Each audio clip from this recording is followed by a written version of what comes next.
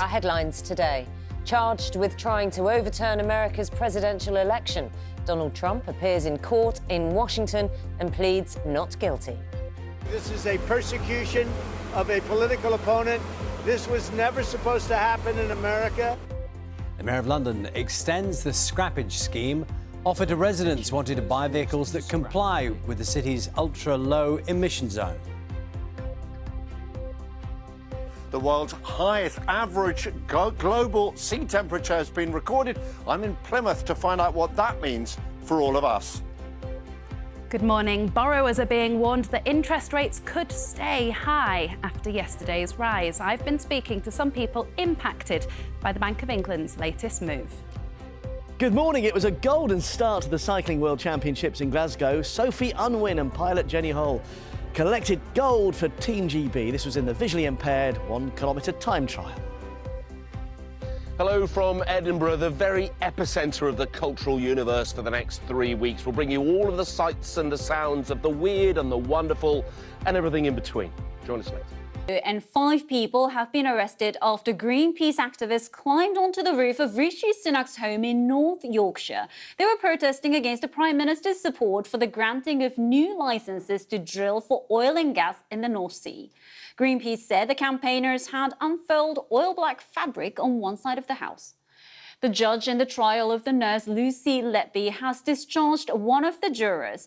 Ms. Letby denies murdering or attempting to kill 17 babies at the Countess of Chester Hospital in 2015 and 16. Mr. Justice Scott said he was discharging the juror for good personal reasons. The remaining 11 jurors will continue their deliberations tomorrow. Homeware retailer Wilko has warned that it's heading towards administration.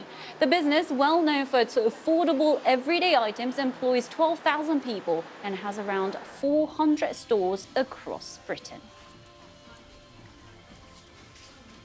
Now, in the UK, interest rates are now at their highest level in 15 years after the Bank of England raised them once again for the 14th consecutive time. The cost of borrowing has risen to 5.25% in a bid to bring down the continuing high levels of inflation. It's good news for savers, but not for those with mortgage payments. Households could be given compensation payments if new large electricity pylons are installed near their homes. This is under proposals to speed up the switch to greener energy. Now, the plans are part of a government-commissioned review looking at ways to halve the 12 to 14 years it currently takes to install new power lines. Take a look at the paper, shall we? The Times has a large photo of Donald Trump waving as he stepped off the plane ahead of his court appearance in Washington, where he pleaded not guilty to conspiring to overturn the 2020 election.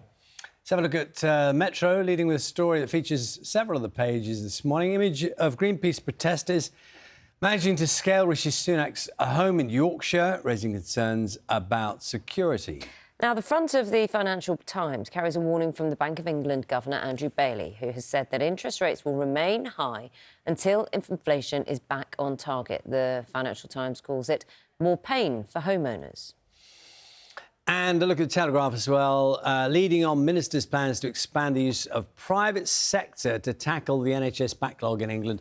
Paper reporting that it will be the biggest expansion since the Blair era. Making today's front pages. How could this be allowed to happen, asked the Daily Mail, as eco-protesters occupy the roof of the Prime Minister's family home. The Daily Express, they're asking the same question. And the Metro calls the stunt despicable. See what they did there? Now, the FT, they're leading on interest rates hitting a 15-year high, as the Bank of England warns higher costs will not ease soon. 3 years of mortgage pain as 6 million face rate hikes, reads the front of the Eye, as it also looks at interest rates.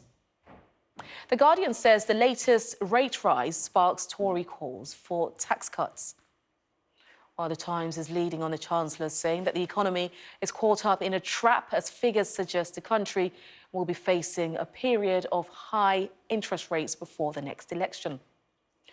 And the Telegraph, they're reporting that the NHS goes private to end record backlog.